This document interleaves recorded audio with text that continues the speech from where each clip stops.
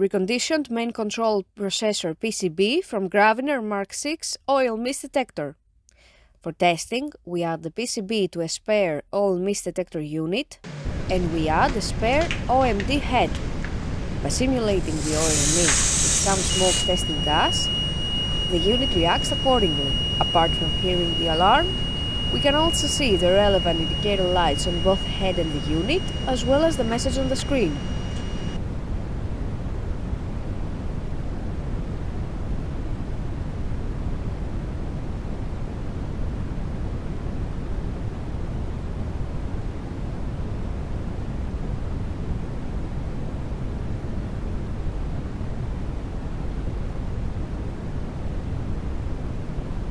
It is now clear that the PCB is working successfully and is ready to be delivered to the customer.